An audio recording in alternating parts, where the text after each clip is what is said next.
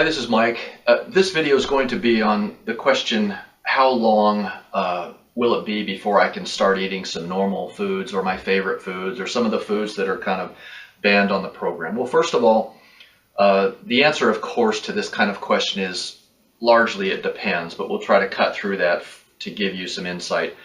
The 5 catalyst foods, the milk, yogurt, those 5 foods that we recommend that you not eat, I would generally suggest that you try to just permanently keep those 5 foods out of your diet. Those are trigger foods. Those are foods that cause a lot of people distress. So in the same way that little mini seeds and a couple of things, lettuce and a couple of things might trigger an attack, those trigger foods tend to set you back.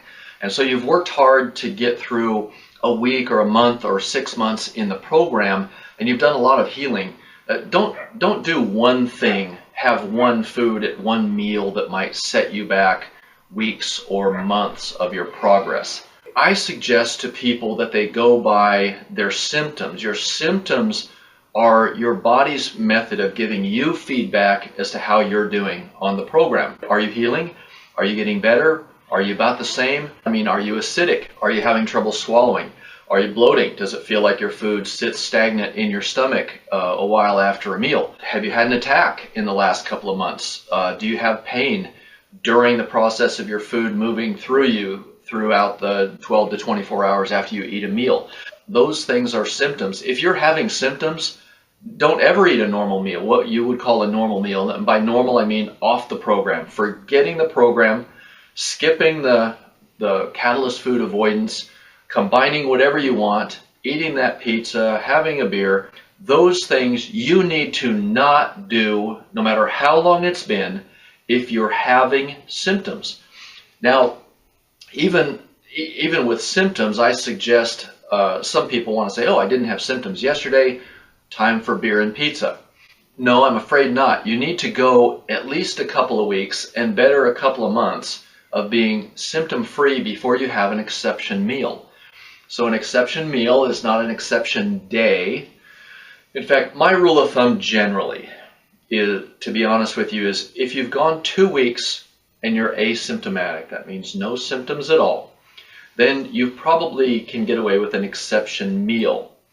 Now, before your next exception meal, you need another 2 weeks.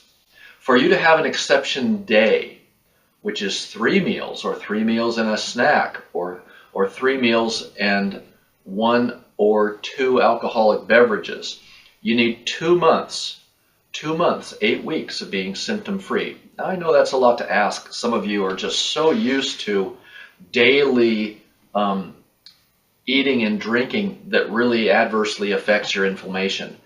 But remember, we're not here to tell you what you want to hear. We're not here to help you have a party or a good time. We're not here to help you have fun.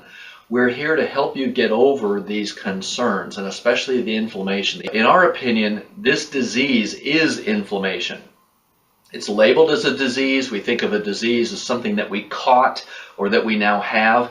This disease might be as simple as hard, heavy, severe inflammation in the nether regions down here. And so as we reduce that inflammation and eventually get you to a condition perhaps of non-inflammation, you will again get away with most anything. But remember, you are a person who's prone to this, so the more exceptions you make, the faster you're returning to the condition of inflammation. In a way, the answer is, it's up to you. Are you okay with having periodic symptoms and juggling that with exception meals and exception drinks? I hope not. But if that's the way you want to live, then that's what you can do. You can just keep balancing it. Oh wait, my pain's getting higher, I'm feeling more acidic, my meals aren't digesting well, I'm having issues in the bathroom.